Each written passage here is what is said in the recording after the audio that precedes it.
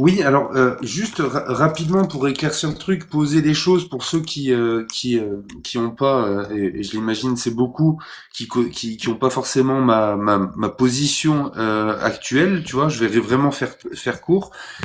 Donc moi je suis j'ai grandi et jusqu'à mes à peu près 28 ans, j'ai totalement euh, était éloigné de ce genre de sujet. C'était, euh, j'étais dans une famille de gauche et pour moi il y avait des évidences sur la tolérance, le vivre ensemble et c'était des sujets que je voilà que je connaissais pas. Je connaissais pas de personnes transgenres. Je connaissais quelques homosexuels, mais c'est tout. C'était très limité dans ma campagne. Voilà, il y a pas grand chose.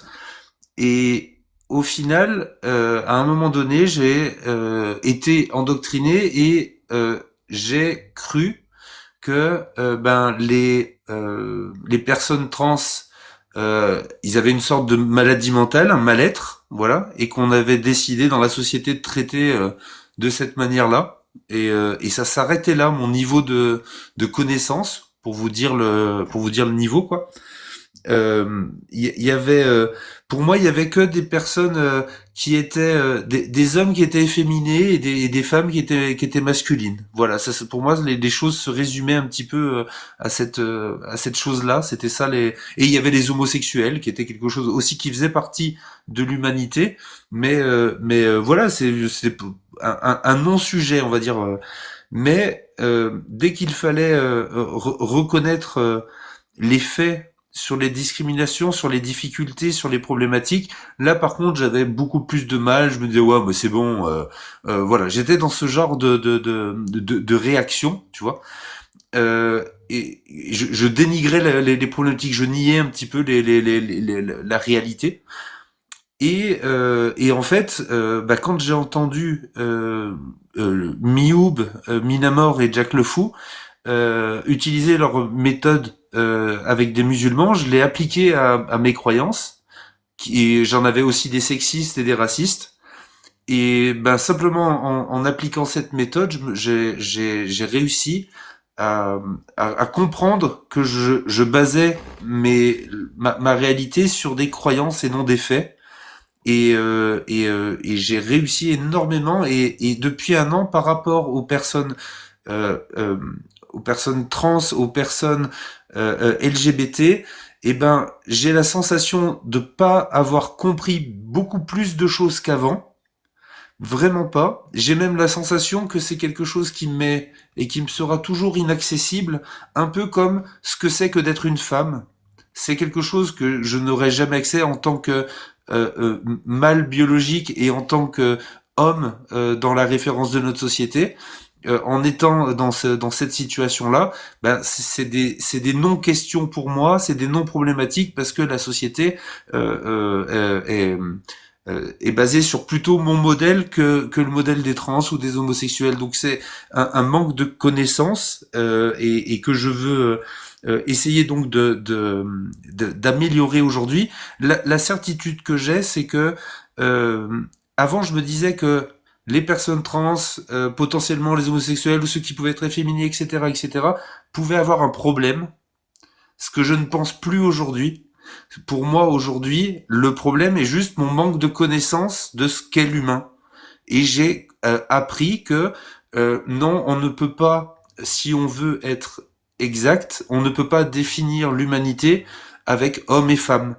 J'ai exclu ces mots-là et je tiens particulièrement à remercier Maxime A et Julie Gothica pour ça, parce que c'est vraiment les personnes qui m'ont le plus appris. Et du coup, j'espère te rajouter à la liste, Diane, après cet échange. Et du coup, je vais terminer avec ma première question. Euh, c'est quoi un homme? C'est quoi une femme? C'est quoi un homme trans? C'est quoi une femme trans? Et je suis assez certain d'en oublier dans la liste. Du coup, si tu peux me les rajouter, ce sera avec plaisir. Bonne Effectivement, il y a question. Est-ce beaucoup de que choses à gérer. Parce que ça fait une grande question, à l'air de rien. Qu'est-ce que c'est un homme? Qu'est-ce que c'est une femme? Qu'est-ce que c'est tout ce qu'il y a autour? Déjà, il faut savoir que la grande première différence à faire, même s'il y a plus de son sur YouTube, mais malheureusement, je sais pas comment régler mon problème de son sur YouTube, parce que voilà, il y a YouTube qui a décidé de faire non, le son c'est Est-ce que tu as interdit. réduit, est-ce que tu réduit l'écran que tu partageais ou la page que tu partageais sur YouTube? Non, non, du tout.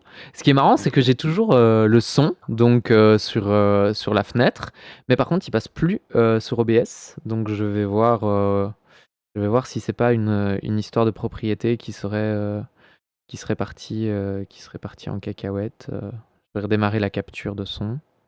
Ah voilà, voilà. Bah il y a de nouveau du son sur YouTube. Donc je vais faire attention au son sur YouTube, mais normalement, c'était pas censé foutre le boxon. Donc voilà. Donc, pour en revenir à ta question, maintenant qu'il y a de nouveau du son sur YouTube, euh, nous sommes donc face à une question qui est très complexe et il faut faire la différence entre le concept biologique qui est observable, vérifiable et qui est le concept de sexe, donc on pourrait dire mâle et femelle, même si c'est beaucoup plus complexe que ça dans la vraie vie, parce que on est face à quelque chose où il y a des intersexes, qui est un sujet que je ne maîtrise pas assez pour en parler. Je dis juste que ça existe, voilà. Il y a mâle d'un côté, femelle de l'autre, et entre les deux, parfois, il y a des choses qui sont dues à des tas de facteurs que je ne connais pas. Moi, je suis un peu plus spécialisé sur le genre, on va dire, puisque là, par contre, on est vraiment sur un spectre. C'est-à-dire que d'un côté du spectre, on peut dire qu'il y a les hommes, de l'autre côté du spectre, il y a les femmes, et une myriade de choses entre les deux, sachant que l'expression de genre, l'identité de genre ne sont pas forcément des choses qui sont figées. Alors, pourquoi est-ce qu'on fait la différence entre expression de genre et identité de genre?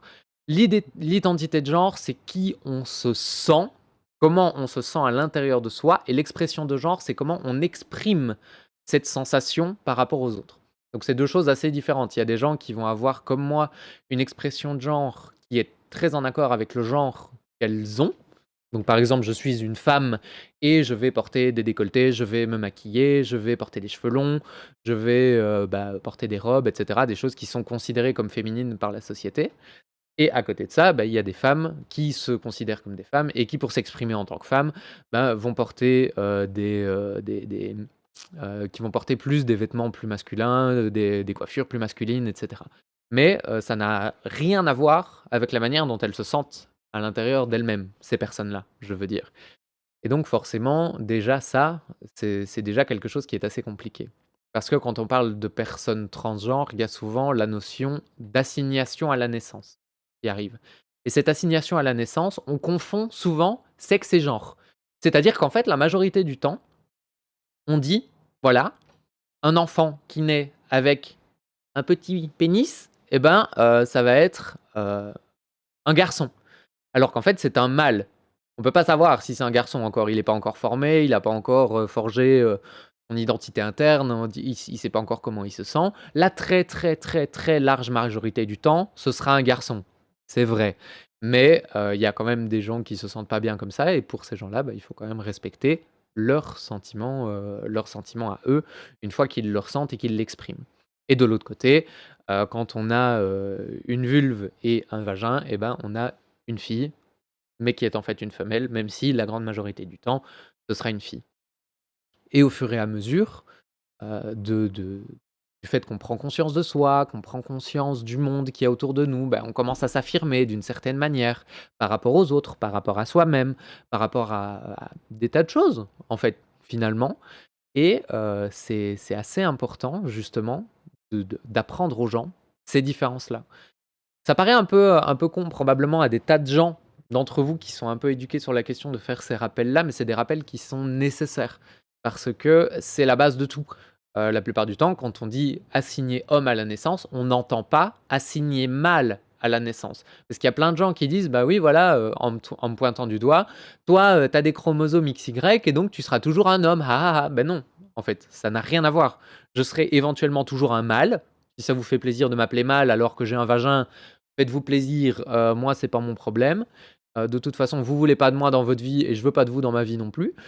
Et d'un autre côté, c'est important aussi pour de respecter, en fait, ce que les gens sentent à l'intérieur d'eux. C'est-à-dire que voilà, moi je me sens femme, c'est important pour moi de m'affirmer en tant que femme, et donc c'est important de que les gens respectent, bah, mes pronoms, la manière dont je m'appelle et cetera.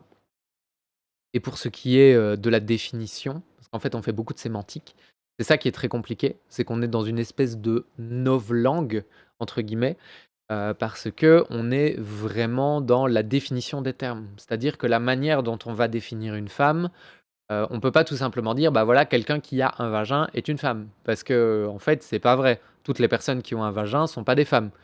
Quelqu'un qui a un utérus est une femme. Non, c'est pas vrai. Toutes les personnes qui ont un utérus ne sont pas des femmes et toutes les personnes qui n'ont pas d'utérus, ne sont pas des femmes non plus. Enfin, c'est des choses qui sont vraiment très, très compliquées. Le genre, c'est plutôt une histoire de ressenti interne et une histoire de positionnement par rapport à nos définitions à nous-mêmes et l'expression de genre, c'est vraiment la position par rapport à la société. Est-ce que je réponds bien à ta question? Ou est-ce que je suis parti dans tous les sens et personne n'a rien compris? Oui, tu as parfaitement répondu, d'autant plus que tu as même répondu en partie à ma deuxième question. Et ma deuxième question, pour tout le monde, Diane, je lui ai pas donné mes questions, hein, voilà. Mais la deuxième question, c'était, est-ce que tu pouvais donner, alors sachant que pour le coup, là, j'avais cette première question pour justement lancer le sujet. Et du coup, les questions suivantes sont des questions que j'ai imaginées pour justement répondre et donner des éléments aux personnes qui, comme moi auparavant, ne saisissaient pas un minimum les choses et avaient des vraies réticences, voilà, et du coup qui mélangeaient les choses. Et est-ce que tu pourrais, et je pense que tu vas comprendre pourquoi je te pose cette question, je voulais te demander quelle était la différence entre identité de genre, sexe biologique et orientation sexuelle. J'ai rajouté ce dernier-là parce que ça fait partie des arguments qu'on entend, un mélange, tu vois, qu'on entend souvent chez les personnes homophobes ou transphobes. Effectivement, c'est une différence qui est fondamentale, en fait. Donc pour identité de genre et expression de genre, je pense que j'ai été suffisamment clair, donc je ne vais pas me répéter. Mais par contre, pour ce qui est de la différence entre orientation sexuelle et expression de genre ou enfin, il y a des gens qui parlent d'orientation de genre, enfin, c'est des termes qui sont très changeants parce que c'est un monde qui est en pleine évolution. Mais ce qui est important, c'est que d'un côté, on a l'orientation sexuelle, c'est-à-dire la manière dont on va être attiré. Il faut savoir que la notion d'orientation sexuelle est débattue aussi parce que on se rend compte petit à petit, en fait, quand on étudie le sujet, qu'il n'y a pas que l'orientation sexuelle. Il y a aussi ce qu'on appelle l'orientation romantique. C'est-à-dire, il y a des gens qui vont ressentir uniquement une orientation romantique, c'est-à-dire qu'ils vont avoir envie de tisser des liens très forts avec une personne, mais sans attirance sexuelle. Et d'un autre côté, il y a des gens qui sont aromantiques, donc qui n'ont pas la possibilité de tisser des liens amoureux, mais qui ressentent du désir sexuel. Donc quand on parle d'orientation sexuelle, en fait, on est déjà dans une forme d'idéologie, entre guillemets, hein, parce que quand on parle d'idéologie, c'est entre guillemets un gros mot, mais on est déjà en tout cas dans une forme de simplification de la réalité. Et il faut l'avoir en tête. Le fait que justement, c'est important d'avoir cette idée de orientation sexuelle, c'est une simplification de la réalité. Parce que typiquement, une personne transgenre peut avoir une orientation tout à fait différente de ce qu'on pourrait attendre de cette personne-là. Genre, je peux me prendre moi comme exemple, puisque moi je suis une nana trans, donc on s'attendrait à ce que je sois attiré par les hommes de base, ce qui n'est pas forcément mon cas. Moi je suis beaucoup plus vite attiré par des femmes, donc je suis plutôt une femme trans lesbienne. Heu et dans mon cas, ça a tendance à beaucoup faire bugger les gens puisque moi je suis opéré, donc j'ai choisi de faire une vaginoplastie, parce que j'ai eu la chance d'avoir le choix déjà, mais c'était un besoin que je ressentais très, très fort de l'intérieur de moi-même. Donc en fait, j'ai juste choisi de mettre les choses en place pour que ça arrive, mais le besoin venait de moi. Je dis souvent, on n'est pas responsable de ce qui nous arrive, on est responsable de ce qu'on en fait. Il y a beaucoup de gens qui disent que la transidentité est un choix. En fait, non, c'est juste l'apparence du choix de se convenir à soi-même. C'est un petit peu comme l'homosexualité. Ça, c'est des choses sur lesquelles ça se rejoint par contre. On a un sentiment d'être attiré par les personnes du même sexe ou du même genre, et bah, on choisit de lutter contre ou on choisit de s'accepter comme on est.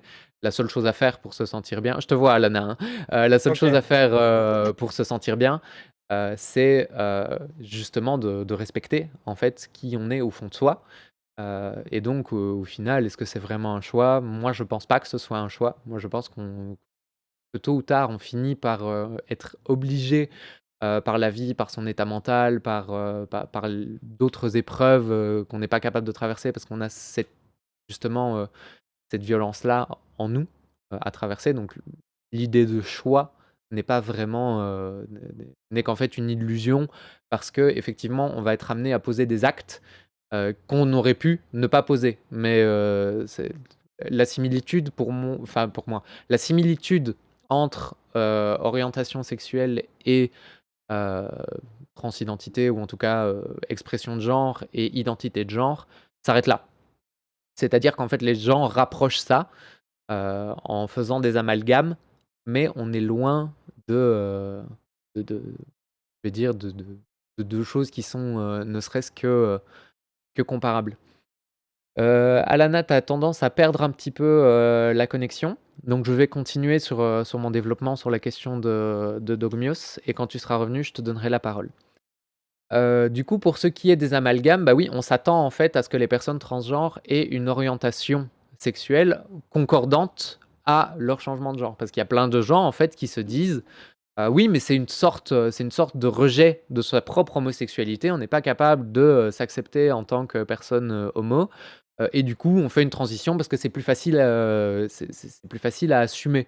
Dire bah voilà, je vais devenir une femme parce que parce que j'aime les hommes. C'est pas du tout ce concept-là en fait. D'abord, on réfléchit à soi-même. On se dit bon bah voilà, moi qui je suis. Bah, moi, j'ai beaucoup réfléchi et il s'avère que je suis une femme et que je suis sûr de moi. Et une fois qu'on s'accepte tel qu'on est, on commence à réfléchir et on se dit ok, maintenant que moi je sais qui je suis, je vais commencer à réfléchir à par qui je suis attiré et à analyser en fait ce que je ressens, ce que je vis, pourquoi je le vis. Parce que tant qu'on ne sait pas qui on est, on ne peut pas savoir euh, ce, ce- ce qu'on veut et on ne peut pas forcément se définir. Par rapport aux attirances, il y a d'autres terminologies qui sont beaucoup plus obscures, que les gens utilisent beaucoup moins, mais qui, moi, me parlent plus. On parle par exemple de gynoromantisme pour les personnes qui sont attirées romantiquement par les femmes, donc les personnes qui s'identifient en tant que femmes, qu'elles soient cisgenres ou transgenres, c'est pas un souci. On peut parler de panromantisme, donc pour les personnes qui sont attirées par tout le monde. On peut parler du coup d'androromantisme pour les personnes qui sont attirées par les personnes qui se genrent en tant qu'hommes, qu'elles soient cisgenres ou transgenres. Et pareil, du coup, pour la sexualité. Même si la sexualité, il y a vraiment des très grands débats, notamment dans la communauté gay et lesbienne, de savoir si il faut accepter euh, un pénis en tant que lesbienne ou s'il faut accepter un vagin en tant que personne gay. Moi, c'est des questions auxquelles j'ai pas les réponses, pour être tout à fait honnête avec vous, puisque voilà, moi, je suis pas du tout concerné par ce sujet-là, puisque ben, moi, si je dois vraiment définir les termes, moi, je suis plutôt pansexuel et gynoromantique. Donc, je suis lesbienne quand il s'agit du romantisme, mais par contre, pour la sexualité, c'est beaucoup plus ouvert, on va dire. Et la raison pour laquelle je me considère plutôt comme lesbienne, déjà, c'est pour la plupart du temps pour avoir la paix, parce que ça a tendance à faire fermer son caquet à pas mal de gens. Euh, et c'est aussi parce que j'ai pas envie de passer 4 heures, comme ce que je viens de faire avec vous, à expliquer comment je me sens, pourquoi j'utilise ces termes-là, pourquoi c'est important pour moi de les utiliser et pourquoi ça dépeint bel et bien la réalité que moi je suis en train de vivre. Parce que je peux pas me permettre d'avoir un débat pendant 45 minutes à chaque fois que quelqu'un me dit: «Mais du coup, tu préfères les mecs ou tu préfères les meufs?» Voilà, Alana, tu l'air d'être revenue, donc si tu as ton truc à dire, tu peux y aller. Ah oui, moi je voulais juste rajouter que en fait c'est pas un choix d'être trans, c'est un choix de faire les démarches pour l'être, pour entamer sa transition, pour même le suivi psychologique et le psy. Ah bah tu rebugs. Mais je suis d'accord avec toi du coup. Effectivement, c'est pas un choix d'être trans. Par contre, on choisit. Pardon, je suis désolé, T'inquiète. excusez-moi, j'ai encore bugué. Non, il n'y a pas de souci, mais de toute façon, j'allais venir sur le sujet que tu abordes et je trouve ton. En tout cas, je suis d'accord et je trouve ton intervention très pertinente dans le sens où effectivement, on ne choisit Merci. pas d'être trans, on choisit de faire sa transition et de comment on l'a fait. Et il faut savoir un truc aussi qui est important. Que je me permets de dire parce que j'y pense maintenant. Je ne sais pas si ça arrivera plus tard dans tes questions puisque j'ai pas conscience de tes questions, mais c'est important de le signaler. Tous les parcours trans sont valides. Il y a des personnes qui vont avoir juste le besoin de faire une transition sociale, donc qui vont juste ressentir le besoin d'affirmer un genre sans entamer aucune démarche de changement de prénom, sans entamer aucune démarche administrative, hormonale, chirurgicale ou quoi que ce soit. Et en fait, tous les parcours trans sont différents et il n'y en a pas des plus valides ou des moins valides que d'autres. C'est-à-dire que chaque personne, en fait, fait ce dont elle ressent le besoin pour se sentir bien avec elle-même. Donc tant que vous n'êtes pas cette personne, vous n'êtes personne pour juger jusqu'où il faut qu'elle aille pour se sentir bien. Par contre, vous êtes quelqu'un, si vous la connaissez suffisamment bien et que vous avez une relation suffisamment forte, pour éventuellement prendre du temps, l'aider à discuter, parler de ce qu'elle ressent, essayer d'explorer avec elle ce qu'elle ressent, ce qu'elle vit. Être une personne ressource, c'est très bien. C'est important aussi. Donc voilà, si l'un de vous deux a quelque chose à rajouter, ou on peut passer au suivant. Non, mais c'est bien parce que du coup, tu réponds à ma question et puis tu réponds aussi à d'autres questions que j'ai écrites. Donc, du coup, je suis en train d'essayer de sauter, de savoir à laquelle je vais passer directement pour la suite. Si, il y a un truc Mais au pire, que j'ai dis-les noté, tout.